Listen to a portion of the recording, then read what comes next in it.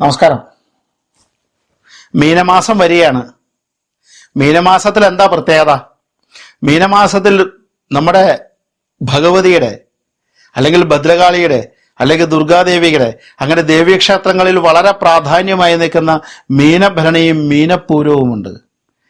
ഓരോ മാസങ്ങളിൽ ഓരോ പ്രത്യേകതകളുണ്ട്, ഓരോ നക്ഷത്രങ്ങളിൽ പ്രത്യേകതകളുണ്ട്. മീനമാസത്തിലെ ഏറ്റവും വലിയ പ്രധാനം ആണ് മീനഭരണിയും മീനപ്പൂരവും. കേരളത്തിലെ നിരവധി ക്ഷേത്രങ്ങളിൽ ഉത്സവങ്ങൾ നടക്കുന്ന ദിവസമാണ് മീനഭരണിയും മീനത്തിലെ പൂരം നക്ഷത്രവും. മീനപ്പൂരം നടക്കുന്ന നിരവധി ക്ഷേത്രങ്ങളുണ്ട്, മീനഭരണി നടക്കുന്ന നിരവധി ക്ഷേത്രങ്ങളുണ്ട്. എന്താണ് ഈ ഭരണിക്കും പൂരത്തിനും പ്രത്യേകത?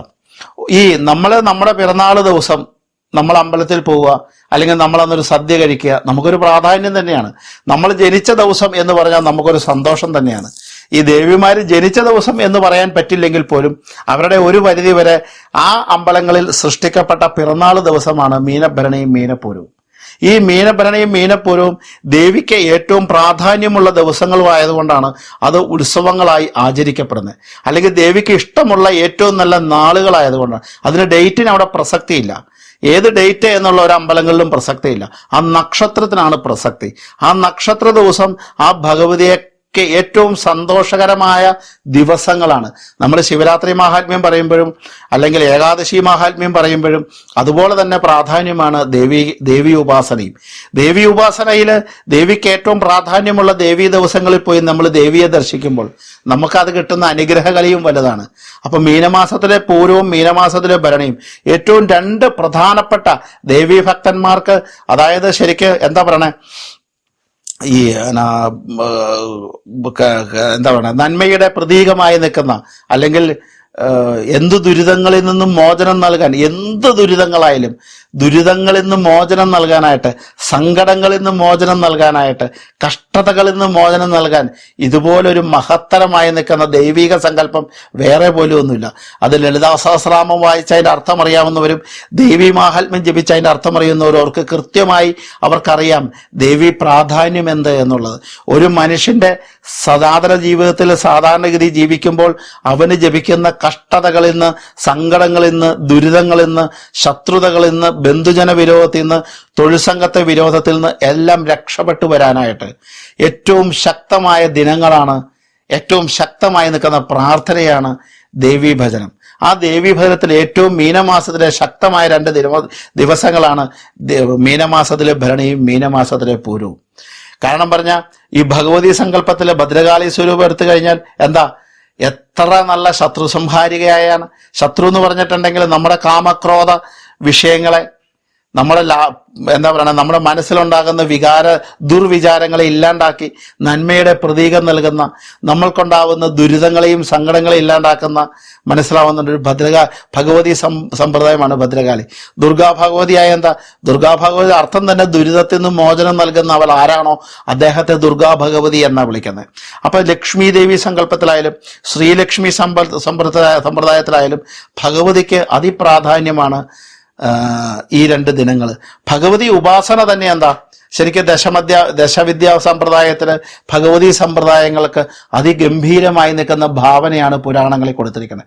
ഭഗവതിയുടെ പ്രാർത്ഥന കൊണ്ട്, അല്ലെങ്കിൽ ഭഗവത് സ്വരൂപത്തിന്റെ അനുഗ്രഹം കൊണ്ട് നമ്മൾക്കുണ്ടാകുന്ന ഇപ്പൊ ഈ ഭൗതിക സുഖങ്ങളിൽ, ഭൗതികതയിൽ ജീവിക്കുന്ന നമ്മൾക്ക് ആധ്യാത്മികതയിൽ മാത്രമല്ല ഭൗതികപരമായിട്ട് നമ്മുടെ ജീവിതം, നമ്മളൊരു ഓഫീസിൽ പോകുന്നു, ആ ഓഫീസിൽ നമുക്ക് മേലുദ്യോഗസ്ഥന്റെ അതൃപ്തി ഉണ്ടാവുന്നു, നമ്മുടെ ബന്ധുജനങ്ങൾ നമുക്ക് വിരോധികളാവുന്നു, നമ്മൾ നന്മ ചെയ്താൽ നമുക്ക് തിന്മയായി തിരിച്ചു വരുന്നു, നമുക്കൊരു കാര്യം ചെയ്ത കഷ്ടതകൾ വരുന്നു, ഒരു കാര്യം ചെയ്ത സങ്കടങ്ങൾ വരുന്നു, അനാവശ്യമായി നിൽക്കുന്ന കുടുംബകലഹങ്ങൾ വർദ്ധിക്കുന്നു, കുടുംബത്തിൽ ദുഃഖങ്ങൾ വർദ്ധിക്കുന്നു, നമ്മൾ എന്ത് ചെയ്താലും തിന്മയായിട്ട് തിരിച്ചു വരുന്നൊരു അവസ്ഥാവിശേഷം, നമ്മൾ നന്മ പറഞ്ഞാലും അത് മോശമായൊരു അവസ്ഥാവിശേഷം.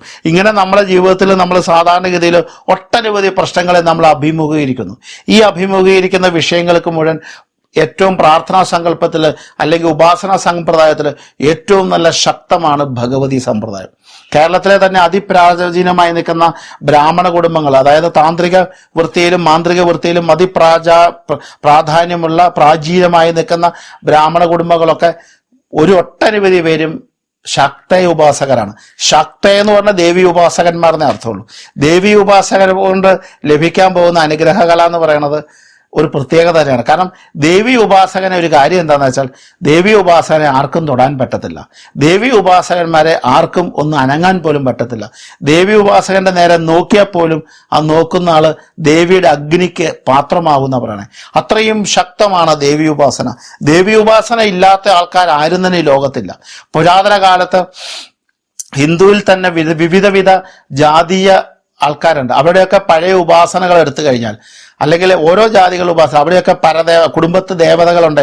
അതൊക്കെ കൂടുതലും ഭദ്രകാളി സമ്പ്രദായത്തിലാണ്. ഹിന്ദുവിന്റെ ഇപ്പം ഓരോ ഉപജാതികളുണ്ട്. ആ ഉപജാതികൾ പലർക്കും കുടുംബ പരദേവത, അല്ലെങ്കിൽ കുടുംബ പരദേവത മാത്രമല്ല, കുടുംബത്തിൽ തന്നെ ദേവീദേവന്മാരെ വെച്ച് ആരാധിക്കുന്ന സിസ്റ്റമൊക്കെ ഉണ്ട്. അതിലൊക്കെ ഏറ്റവും കൂടുതൽ ദേവീ സമ്പ്രദായത്തിലാണ് ആചരണങ്ങൾ നടന്നു പോകുന്നത്. അപ്പൊ അതൊക്കെ എന്തുകൊണ്ടാണെന്ന് വെച്ചാൽ, കുടുംബത്തിന്റെ പൂർണ്ണമായ സംരക്ഷണം നൽകുന്നവൾ ആരാണോ അതിനെ ഭദ്രകാളി എന്നാണ് പറയുന്നത്. ജീവിതത്തിൽ ഭദ്രമായി നിൽക്കുന്ന ജീവിതത്തെ നൽകുന്നവൾ ആരാണോ അതാണ് ഭദ്രകാളി. അല്ലെങ്കിൽ ഭദ്രതയെ നിലനിർത്തിക്കൊണ്ട് പോകുന്ന ആരാണോ അതാണ് ദേവി ഉപാസന. അപ്പൊ ആ ദേവി ഉപാസനയ്ക്ക് ഏറ്റവും ശക്തമായ 2 ദിനങ്ങളാണ് മീനമാസത്തിലെ ഭരണിയും മീനമാസത്തിലെ പൂരവും. മീനമാസത്തിലെ ഭരണിയും മീനമാസത്തിലെ പൂരവും നമ്മൾ വൃത്തിയായി അന്നത്തെ ദിവസം ഭഗവതി സമ്പ്രദായത്തിൽ ഉള്ള ദേവീക്ഷേത്രങ്ങളിൽ പോവുക, ചുമന്ന പട്ട് സമർപ്പിക്കുക, ഭഗവതിക്ക് ഉടയാട സമർപ്പിക്കുക, ദേവിക്ക് ചെമ്പരത്തിയുടെ മാല സമർപ്പിക്കുക, ചുവന്ന പൂക്കൾ സമർപ്പിക്കുക, നാരി കളഞ്ഞ ചെത്തിപ്പൂ കൊടുക്കുക, വെളുത്ത പൂക്കൾ കൊടുക്കുക, ഭഗവതിക്ക് കദളിപ്പഴം നെതിക്കുക, ഭഗവതിക്ക് കരിക്കഭിഷേകം ചെയ്യുക, ഭഗവതിക്ക് മഞ്ഞപ്പൊടി നടക്കി വെക്കുക, മഞ്ഞപ്പൊടിയും ശർക്കരയും ചുണ്ണാമ്പുമാകുന്ന ഗുരുതിക്കൂട്ട് നടക്കി വെക്കുക, ഭഗവതിക്ക് ശർക്കര മാത്രം നടക്കി വെക്കുക.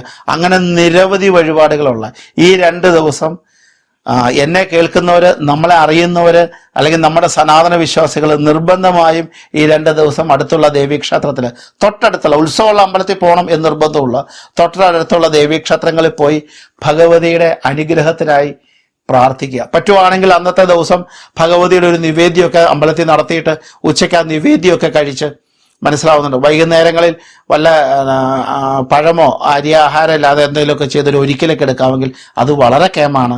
വൈകുന്നേരങ്ങളിൽ അങ്ങനെയൊക്കെ ചെയ്യുന്നത് ഈ മീനമാസത്തിൽ ഭരണിക്കും മീനമാസത്തിൽ പൂരത്തിൻ്റെ അന്നും വൈകുന്നേരങ്ങളിൽ അരിയാഹാരമൊക്കെ ഒഴിവാക്കിയിട്ട് വല്ല ചപ്പാത്തിയോ അങ്ങനെ മറ്റേ അവിലോ അതല്ലെങ്കിൽ പഴമോ അങ്ങനെ എന്തെങ്കിലുമൊക്കെ, പഴങ്ങളോ അങ്ങനെ എന്തെങ്കിലുമൊക്കെ കഴിച്ച് അന്നൊരു ഒരിക്കലും ഉച്ചയ്ക്ക് ദേവിയുടെ പടച്ചോറ് നിവേദ്യം മേടിച്ചത് കഴിക്കുകയൊക്കെ ചെയ്യുന്നത് വളരെ കേമാണ്. അന്നത്തെ ഒരു ദിവസം ദേവി സമ്പ്രദായത്തിൽ ഉപാസിക്കുന്നവരും ദേവി ഭക്തരുമായി നിൽക്കുന്ന ആൾക്കാർക്ക് ദേവി ഉപാസനയ്ക്ക് ഏറ്റവും കേമമായ ദിവസമാണ് ഈ 2 ദിവസങ്ങളിൽ. അപ്പൊ ആ ദിവസങ്ങളിൽ എന്തായാലും നിർബന്ധമായി കൈകളിൽ ഒരല്പം പൂവാണെങ്കിലും കുഴപ്പമില്ല, ഒരു ശർക്കരയായാലും കുഴപ്പമില്ല, ഒരു മഞ്ഞപ്പൊടി ശർക്കരയും ചുണ്ണാമ്പും ആയാലും കുഴപ്പമില്ല, ഒരു ഉടയാടയായാലും കുഴപ്പമില്ല, ഒരു ചുമന്ന പട്ടായാലും കുഴപ്പമില്ല, അത് ഭഗവതിയുടെ സവിധത്തിൽ കൊണ്ട് സമർപ്പിച്ച് ഭഗവതി ഈ കഷ്ടതകളിൽ നിന്ന്, ഈ ദുരിതങ്ങളിൽ നിന്ന് രക്ഷപ്പെടുക.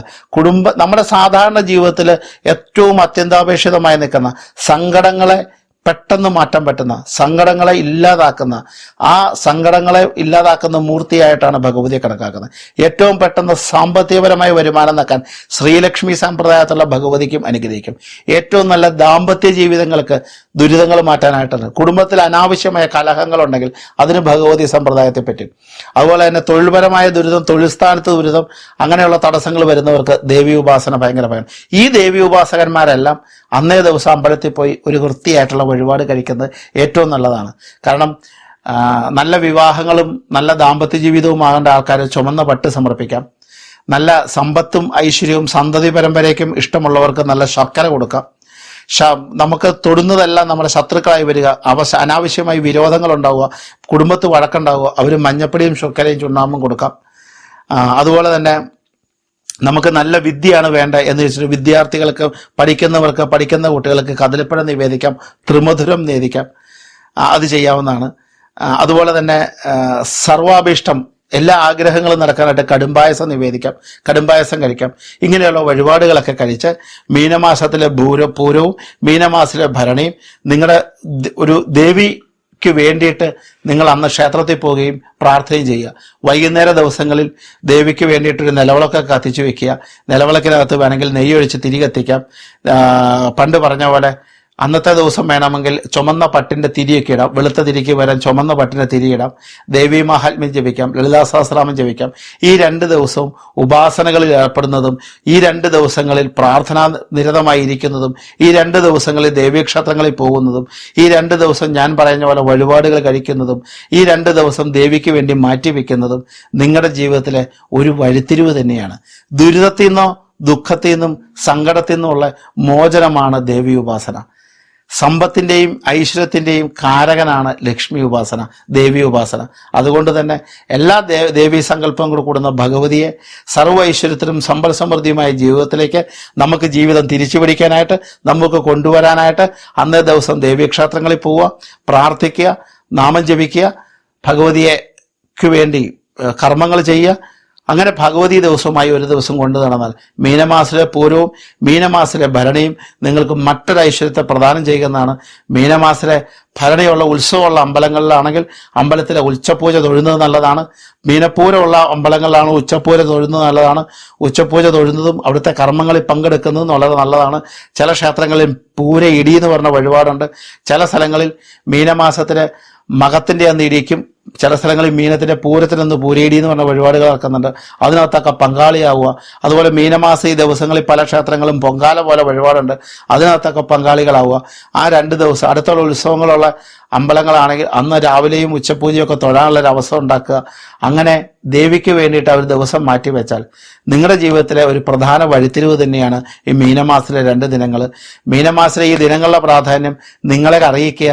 നിങ്ങൾ അതിലൂടെ നന്മയിലേക്ക് വരിക, ഐശ്വര്യത്തിലേക്ക് വരിക, നിങ്ങൾക്ക് കിട്ടാവുന്ന നന്മ നിങ്ങൾക്ക് ലഭിക്കുക, അതിൻ്റെ ഒരു ഫലം നിങ്ങളിലേക്ക് വരിക, നിങ്ങളുടെ ജീവിതത്തിനകത്തൊരു സൗഭാഗ്യം സൃഷ്ടിക്കപ്പെടുക. അതെൻ്റെയും സന്തോഷമാണ്, നിങ്ങളുടെയും സന്തോഷമാണ്. അതുകൊണ്ട് തന്നെ ഈ 2 ദിനങ്ങൾ നിങ്ങൾ മറക്കാതെ നിങ്ങൾ നോക്കി ചെയ്യുക, കൃത്യമായി ചെയ്യുക. അതിൻ്റെ ഒരു അനുഗ്രഹം വളരെ വലുത് തന്നെയാണ്. നമസ്കാരം. ഗോവിന്ദൻ നമ്പൂതിരി.